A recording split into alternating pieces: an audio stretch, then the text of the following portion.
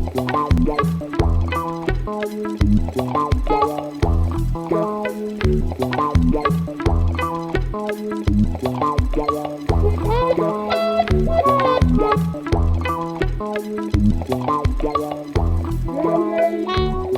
I will present you a work in progress. So that's the first time I present this work, and it's a work with Sylvie Billiard, Tran, who are in the room, and also Pierre Collet and Ferrière. But this work has also, you will see at the end, many simulations which has been done by students of École Polytechnique, Lucie Desfontaines and Stéphane Cristal. And we had a lot of discussion with a group of, especially with biologists and biochemists, and in particular Myriam El-Karoui from Edinburgh and Raúl Fernández from Santander. And our aim is to integrate in our evolutive model some what happens, and especially in microbial populations. That means there is an exchange of information between the life of bacteria, which is called horizontal gene transfer, and we had our aim was to integrate such sort of mechanism in our individual-based model to study what is the importance of this mechanism. And we will see during all the conference that adding horizontal gene transfer in the model completely changes the first is the direction, and also the way to of the evolution, say. So we will see in details what happens. So I recall, so here we consider a population of bacteria, and so we then have 4 mechanisms which will appear to understand the evolution. So the first one is the heredity, that we will call vertical transmission. That means when you have reproduction by heredity, an ancestor transmits its genes or its genotype or phenotype to its offspring. And but during these reproduction events, mutation can occur, and then you have variability appearing by this mutation. So we have selection, so that here in this eco-evolution model, we model by a competition between individuals. So the selection will be the result of competition, for example, for resources or other kind of interaction, so between individuals. And we have this horizontal gene transfer, which is an exchange between bacteria during their life. And it seems that this horizontal gene transfer play a main role for microbial populations. So it's our aim is really to understand how it may population adapt faster or slower than without HGT, so horizontal gene transfer. And so we know in particular that it plays a main role in the evolution, in the maintenance or transmission of virulence, and it seems to be a main reason for your bacterial antibiotic resistance. So there are many reasons to study the impact of this horizontal gene transfer. So there are several mechanisms. So I just quote 3 mechanisms of HGT. The first one is called transformation. That means you just have some DNA filament which directly enters the cell, so the biologists can intervene if they want, because I am not specialist of these mechanisms. And so there is a second one which is called transduction, and where DNA is carried by viruses, also called phages. So we saw a conference by Krohn yesterday morning on this subject. And there is a third mechanism which is called conjugation, and the gene transfer is is due to plasmids. So plasmids are small DNA sequences, circular DNA sequences, which live in the cell independently of the basic chromosome of the cell. And so they can be exchanged between bacteria. So I show you how it works. I found a very small film on internet that I found funny. And so you have a bacteria with its chromosome, and so we will see how it works. And it contains a plasmid. So, for example, for Escherichia coli, the cells contain around 100 plasmids. So you have a lot of plasmid in the cell. And so when a bacteria wants to transmit its plasmid, so she has a sort of canal called a pilus here. And so this plasmid give a signal to say if it has or not, it gets the plasmid or not. And if so I come back to the film. So if the cell on the right does not have the plasmid, so this right cell open one of DNA filament, and you see that it sends the filaments to the other cell, and you then have the replication. And so that's this conjugation phenomenon that we want to model.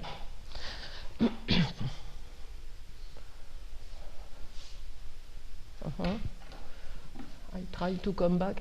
Okay. Sorry. It's here. Okay. So there are many implications in medicine, and in particular, so the biologists with whom we discuss are trying to find another classes of antibiotics which would create less resistances. And the idea is that so they work essentially on Escherichia coli, and for the Escherichia coli, the pathogens are on the plasmid. And so they try to use the plasmid transfer to kill the pathogen plasmids in the cell. And so how they do? They put some on the same. So you have cells with same plasmids and the cell with pathogen plasmid, and they put on the same plasmid some very small DNA sequence that with conjugation they transfer to the pathogen plasmid, and this very small DNA sequence called case 9, I remember, it will be able to break the pathogen plasmid. And then they want like that to develop some new antibiotics which would be less destructing for the environment, and we could hope that the resistances would be really weak for this sort of tool. So for the moment it's really research, but they are developing some technology, and in fact they call us because they are now able to measure all the individual transfer, horizontal transfer rates, and also all the demographic and individual rates. Okay, so our aim is to propose an eco-evolutionary model to describe this phenomenon, and so including both vertical and horizontal gene transfers. And we would in particular consider 3 cases of horizontal transfer. The first one, which is density dependent or frequency dependent, or most general, what is called Beddington-De Angelis horizontal transfer, and to see what happens in these 3 cases and how it impacts the long-time behavior for our system. And our aim is first to study the maintenance of polymorphism, or the invasion or elimination, for example, of pathogens. And secondly, to see how the horizontal transfer will change the evolutionary outcomes. So there is really a very small literature on the subject. In a certain sense, there are papers about host pathogens, population dynamics. We can be developed or generalized as models of gene transfer, but essentially you have both either deterministic model related to epidemiological models, or you have genetics population models with fixed population size and without taking into account the ecology of the system. So now I explain our model, and first we assume that we have only two types in the population, so summarized by two alleles, which are capital A and small a. And we introduce a parameter k, which will scale the size of the population, say that the parameter, the carrying capacity parameter. And our population is modeled by the vector, so x, k, y, k, so at time t.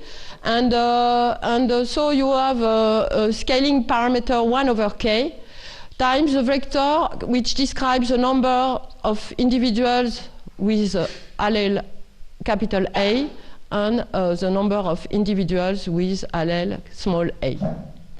And so now I describe the dynamic of the process, which to time t associates this population vector. And so it's here we consider a continuous time process, which has birth and death process structures. And so for an individual with allele U in this set, the birth rate is bk of U. We will see different birth rates depending on k later. And when you have a reproduction event, so with probability 1 minus pk,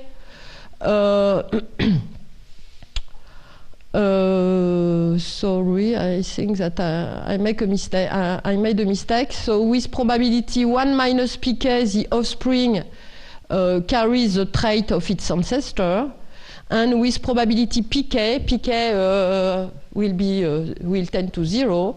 The trait of the offspring is the other allele, that's the one carried by the ancestor. And here we have the death rate. So we already saw such sort of expression yesterday in Lorenz talk. Here we have a sort of natural death rate for an individual with allele U. And here you have a term which is due to a competition between individuals, and so which depends on the size, the rescaled size of individuals with both traits U and V. And now we model the horizontal gene transfer. And so we describe the conjugation. That means that if in the population we rescale sizes X and Y, a donor, so an individual which is a donor, remember the left cell on the film, transfer its trait U to a recipient with trait V, a trait tau k, which depend on both traits and on the population sizes. And since we describe conjugation, the recipient becomes U. The recipient trait becomes U. And we will see that the difference between the two transfer rates will play a main role. So we call it alpha k.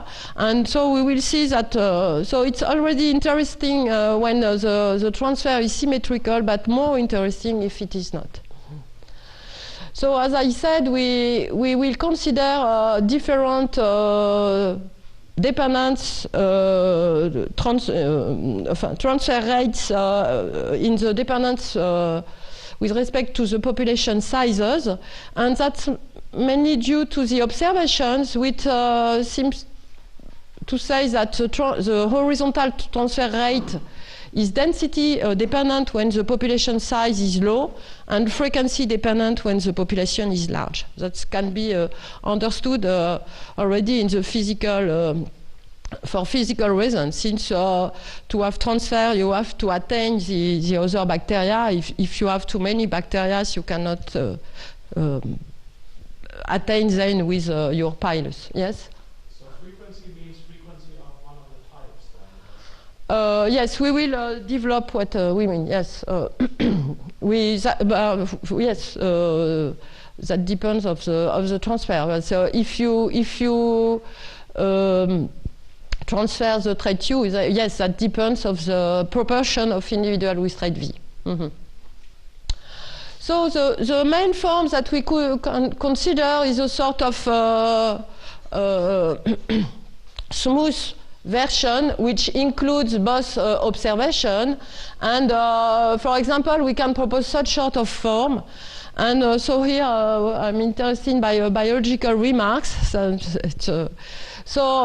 if EK of UV denotes a sort of quantity of main resources usable for horizontal gene transfer in the population, and psi k of UV denotes the individual resources that you can use to perform horizontal transfer, then you can have a transfer rate of this form. And so you see that depending on the coefficients, you can refine density, frequency, or a more general Bedington-De Angelis form for the rate. So I will come back to when. Can you just clarify something? What do you mean by so having the genotype big A or small a means you have this? Yes. Okay. So here that means that this rate at which an individual with trait capital A transfer to an individual with rate small a. That means with this rate we have more capital A. Because you have a conjugation. That means that if before the transfer an individual had the trait small a, after the transfer it's the recipient, it will get the rate capital A. This I understand, but I mean, what does it mean in terms of having a plasmid or in terms of conjugation? When you have traits small a, for example, after that, of course, it's a general model. You can describe more accurately things, but imagine that if you get yes, I say allele or I say trait because that depends on the communities we have, but you can imagine that to be with small a, it's you don't have this plasmid, and with capital A you get this plasmid. Or you can imagine that small a is pathogens, and if you get the plasmid capital A, as I explained, this pathogen can disappear, or so you can imagine, yes. And for example, Sylvain discussed with other biologists, he has other experiments where horizontal transfer has an importance in the microbial population. So you can lose or get or change or whatever. So here it can be, perhaps it's better to say a genotype or a trait say, not for specifically an allele. Okay, it was just to fix ideas. But your rates now, okay, are global rates for the total population? No, it's individual. Not for each? No, individual. It's for one individual. One individual? Yeah. Why do you have this X plus Y in the formula? Because if you have many individuals in the population, you need two individuals to make a transfer. So you have to choose another individual. So if the population is low, you can attain all individuals around you. But if you have how to say, an ocean of neighbors, you will choose by random, in fact. So it's a sort of law of large number. Okay? Okay. Yes?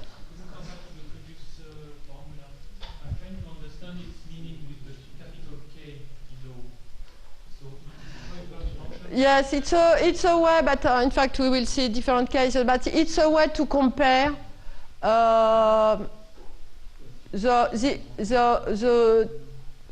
you know, depending on K, in fact, that's the resources that from the depending on the number of individuals, the resources you need to transfer, depending on K, because psi K is individual. And EK is a global quantity of resources in the system. So if K psi K is less than EK, you can transfer, but if not, you have to smooth things and to, you know. Well, so it's a proposition of, but you will see that our main assumption is on the form of the asymptotic behavior of tau K when K tends to infinity. We can discuss, as I said, it's a work in progress, so we are really open to all biological remarks on this model, or mathematical remarks, of course. This is just turning x plus y back into a number, right? Yes. I mean, x plus y is... X plus y is a population size. Yes, but scale of population yes. size, right? So K yeah, exactly. And K times K plus y is a population, really the population size. Right, yes, exactly.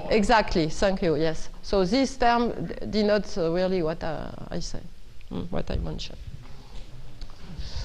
And for example, we can refine what I said earlier. That means that if you have some asymptotics when K tends to infinity, you can find that this tau K tends to, sorry, I forgot limits here. So you can be of the form psi of uv, say if psi K is essentially constant, but EK is of the form K psi, is really small, smaller than K psi K. So here you have the density dependent model. You can play on these asymptotics to find different form of the transfer. So we wanted to have a model which allows to attain at least these three cases. Okay. So, sorry. So it's a birth and death process. So it's very easy to describe the generator of the process. And so we have jumps. So here we have mutation without, reproduction events without mutation. Here with a mutation, so here you have death of individuals, and that can be read on these terms. And here you have this transfer term, where here you transfer from capital A, the donor is capital A to the recipient small a, so that means you add the population of individual with traits capital A and the population with trait small a decreases, and that's conversely. Okay. And so we will see what happens by playing in the form of all this or a certain part of this parameter. So just a remark here, you have C because from the beginning I take the assumption that the competition kernel is of the form a constant C depending on the traits over K. That means that this K disappears. Okay, so the first thing we consider is, say, standard large population limit, and we assume that pk tends to 0. So as Lauren explained yesterday, in the limit, so we will not see at this time scale. So we stay at the time scale of the process, and then if pk tends to 0, the mutation effect disappears in the limit. And so we assume that the birth and death rate don't depend on K. And our main assumption is here. So that means that when K tends to infinity, the limit of tau is of this form. So that's the more general form we had in the previous slides. And so if you see that playing between the values of beta and mu, you can refine our main three cases. And I denote by alpha of capital A, small a, the difference, which can be positive or negative.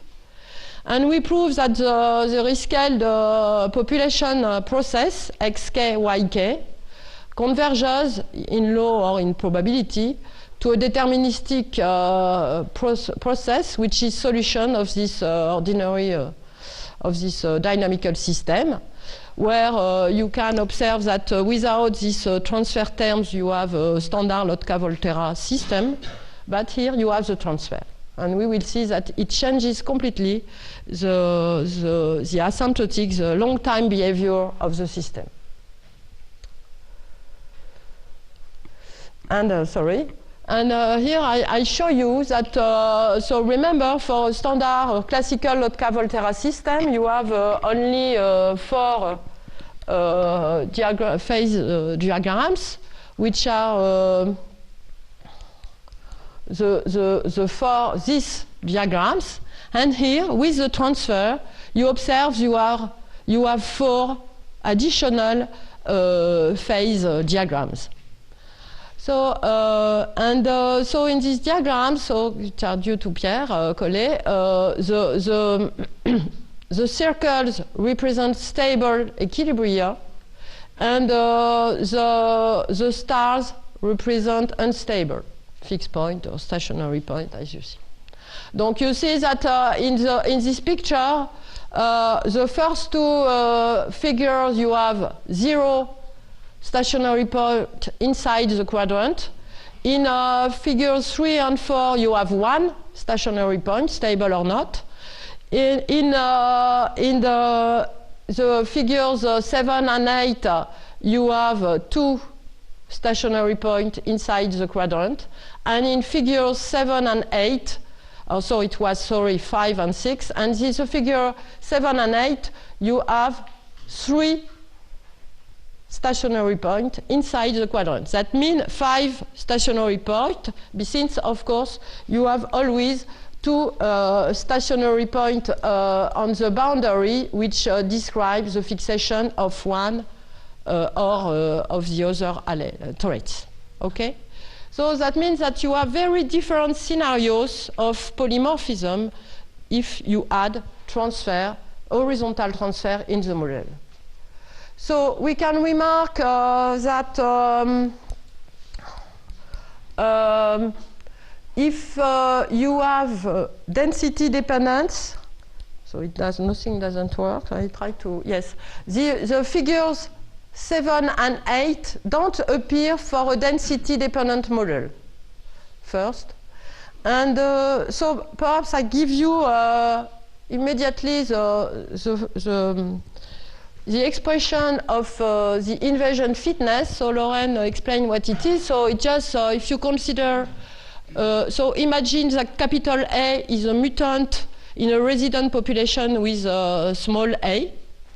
And then at the beginning, the population is essentially 0 individual for capital A and Y bar individuals with trait small a, where Y bar is the equilibrium of the population before an individual with trait capital A appears. And then, so of course, if all individuals carry the same trait, you don't see the horizontal transfer. So that means that the equilibrium is easy to compute using a standard logistic equation, the equilibrium of a logistic equation. And so here the fitness, you see that it has a form, so you have here it's a growth rate of individual with trait capital A, and you add so this transfer rate from capital A to small a minus, so you have the difference. You remember that alpha is the difference between both transfers rate, and you are here the competition of between that an individual with trait small a, so the pressure that an individual with trait small a play on an individual with trait capital A. And so you have an explicit form depending on the different parameters of the models. So we can see that what is new is that look at these 4 new figures. You can see that in all these figures you can have both, of course, depending on the initial conditions, either a polymorphism or the fixation of a trait. So that's a very interesting new figure because you cannot have this situation in the for the standard Lotka-Volterra system. And moreover, for a standard Lotka-Volterra system, you can characterize the coexistence of the two traits by the positivity of the fitness, the invasion fitness functions. And here it's not true. And in fact, so you see that this transfer really changes the behavior, since you can obtain polymorphisms whatever the sign of the fitness is. And if you, so that's, of course, you can see that on the figure. So there are really main difference at this level, and the horizontal gene transfer changes a lot the long time behavior.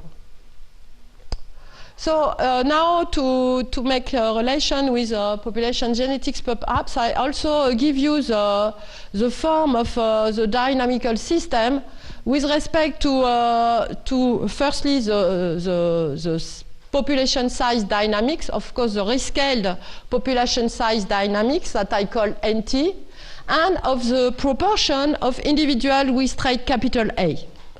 And so when you compute, you see this coupled system, where here you have the dynamics of the population size, and here so you have, you see that if you want, for example, to get the equilibria, you have to compute, and so the equilibria are given by n bar, q bar, which are solution of the same thing but with 0 here.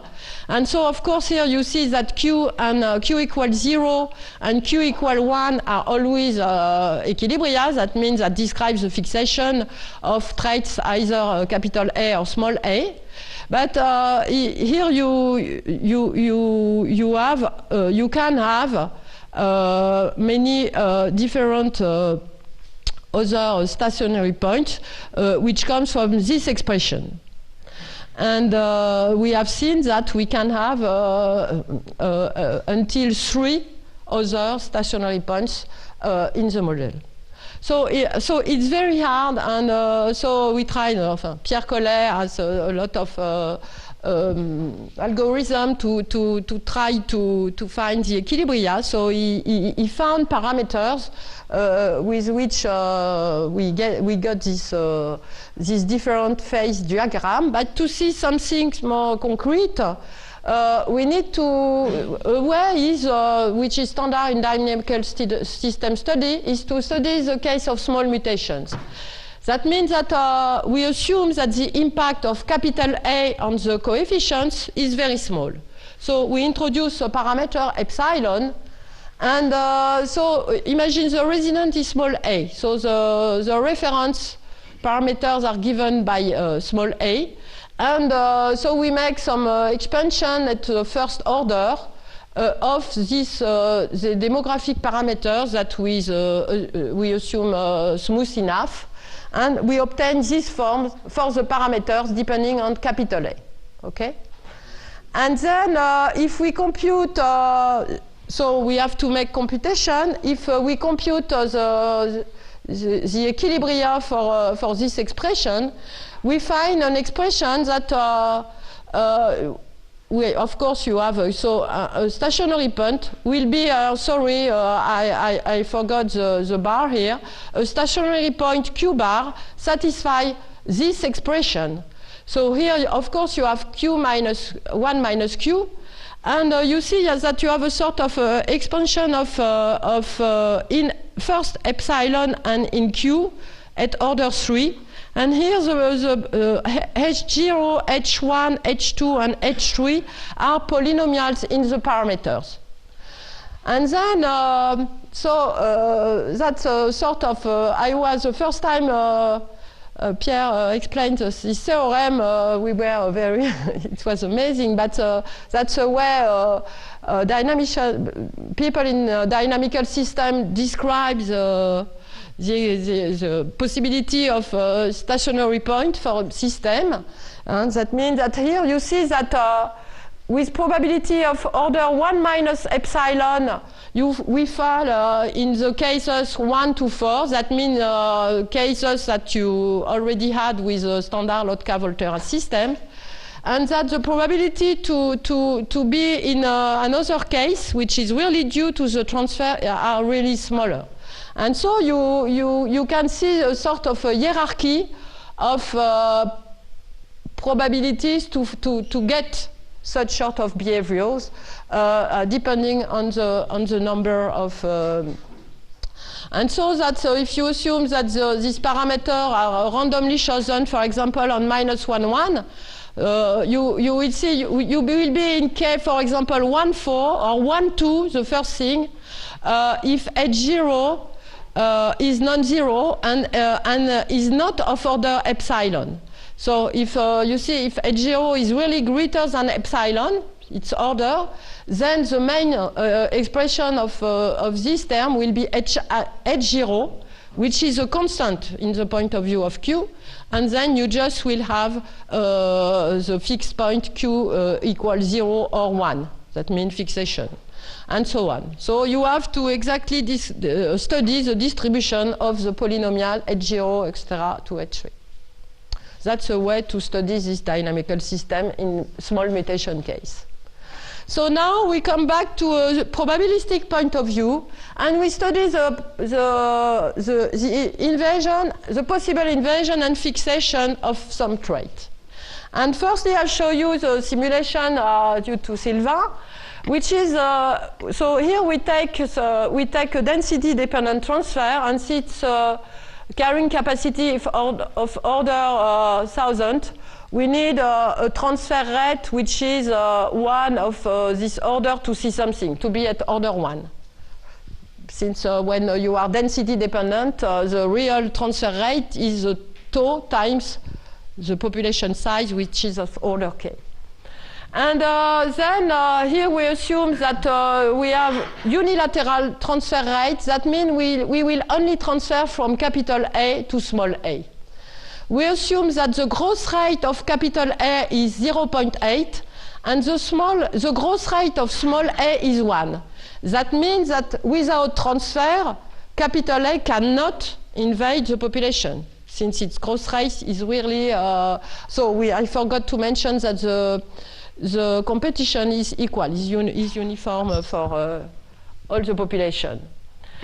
But you see what happens in the simulation, because just with this very small individual transfer rate, you see that in individual with trait capital A, which are a priori less beneficial than the individual with small a, they will invade the population. And that explains that here the population size of individual with trait capital A is smaller, since they are less beneficial than the one with trait small a, but nevertheless they invade. And that's really due to the transfer. So we explain why. So as Lorraine already explained yesterday, we can consider 3 phases on this diagram.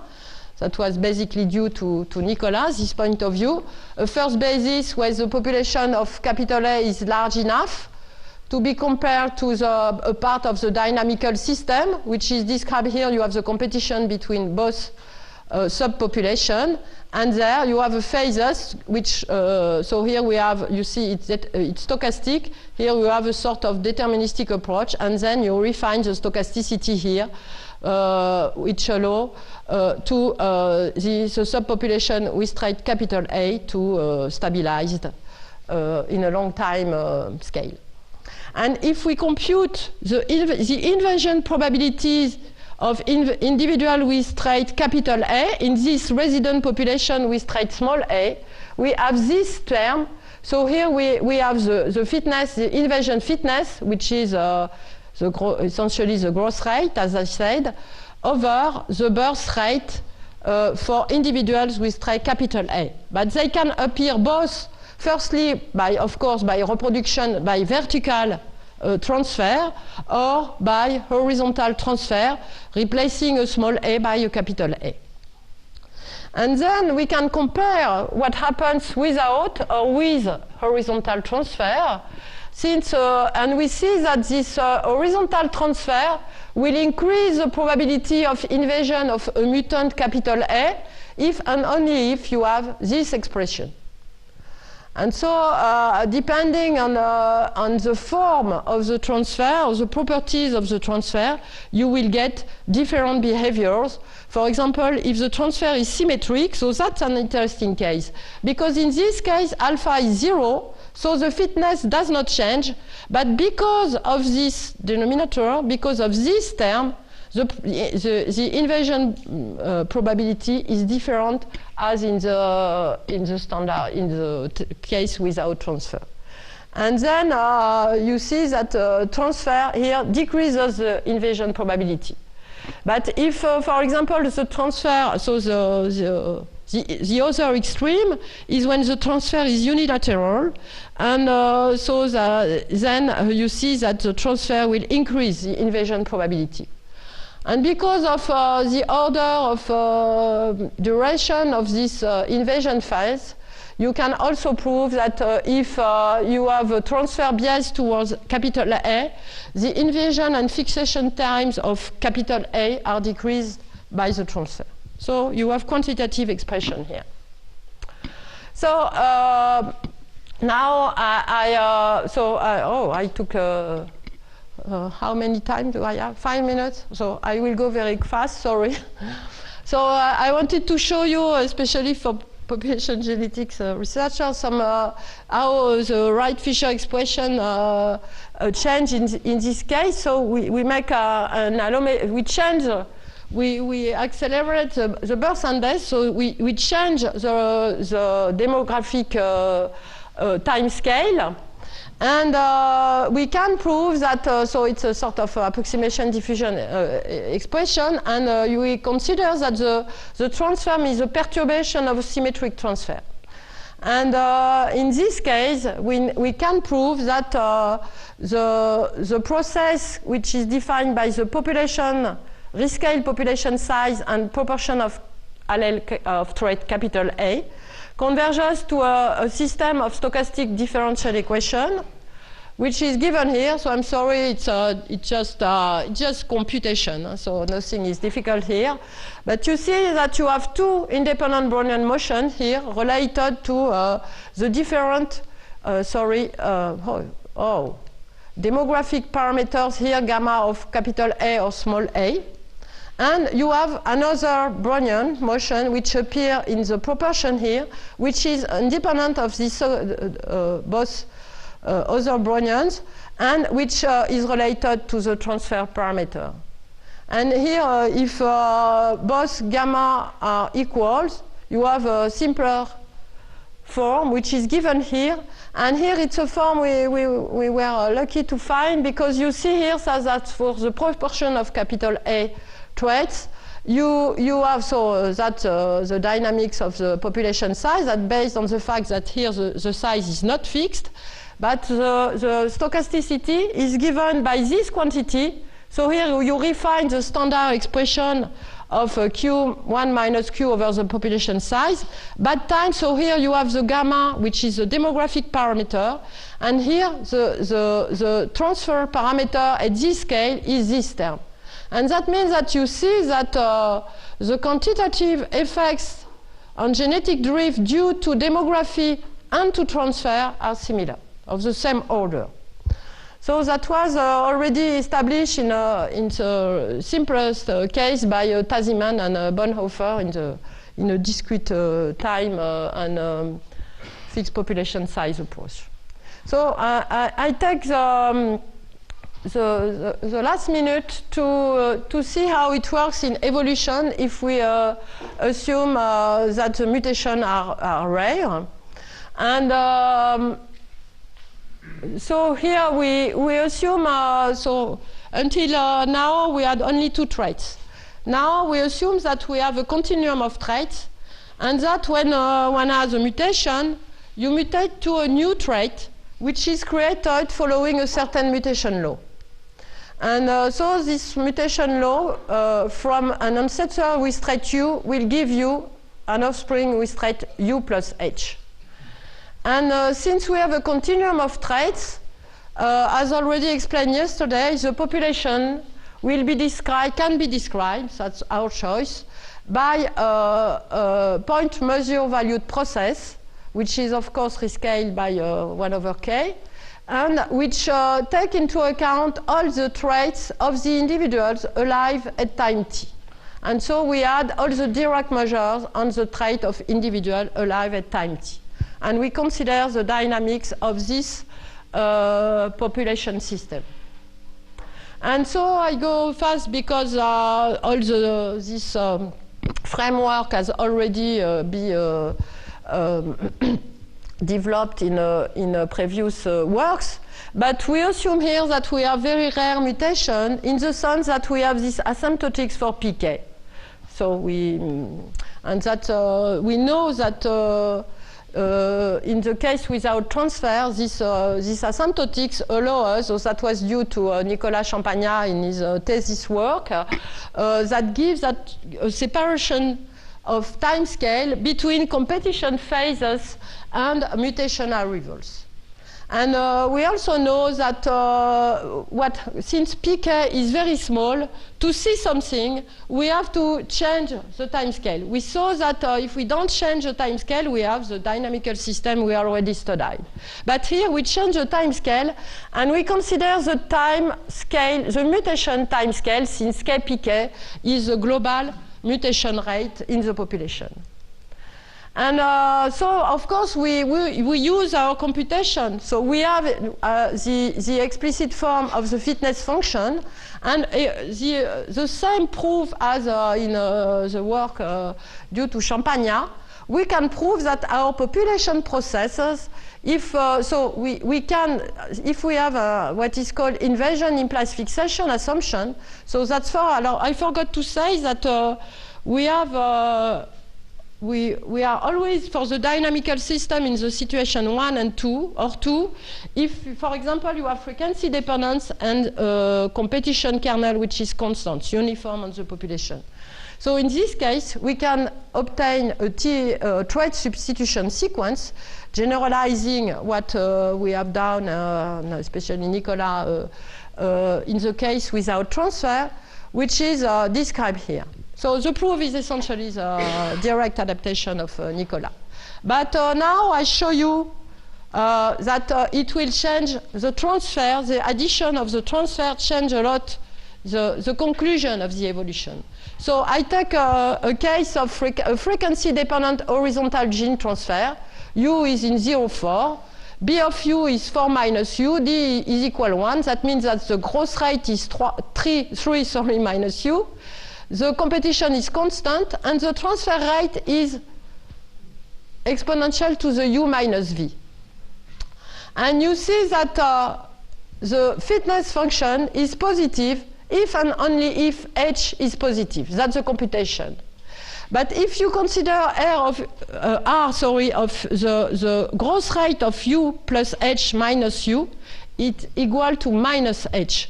So that means that without transfer, this mutant U plus H cannot invade the population.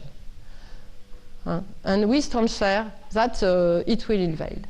And so we can compute also the canonical equation, but if you allow me, I would show you just simulation by my students of École Polytechnique, Lucie Desfontaines and Stéphane Cristal. We consider essentially some sort of case of frequency-dependent unilateral horizontal transfer, and here's the transfer given by this expression, the individual, the microscopic transfer term. And I show you just, so the parameter which will change is this tau. And I want to show you the picture because that some macroscopic picture appear which seem very interesting. So if tau is equal to 0, of course you have nothing.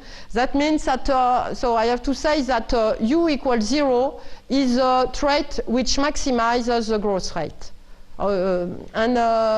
And you see that the growth rate is 3 minus U. So if U is equal to 3, nothing happens, the growth rate is 0. So nothing in the dynamical system. And if t equal to 0, you have what you are waiting for. That means the population goes to its equilibrium, and the trait evolution goes from a trait 1, so the initial condition, all individual have the trait 1, and you go to trait 0. You have this distribution after this, this time. And now we increase the transfer rate. T equals 0.2, it's essentially the same thing, but you see that the distribution of traits is changing.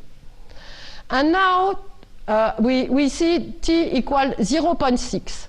And that's very interesting, because you see at the beginning, so at the beginning individual have trait 1. And the transfer here pushes the individuals to larger and larger traits, and the standard evolution pushes the individuals to smaller traits, okay? Because remember, 0 is the trait which maximizes the growth rate.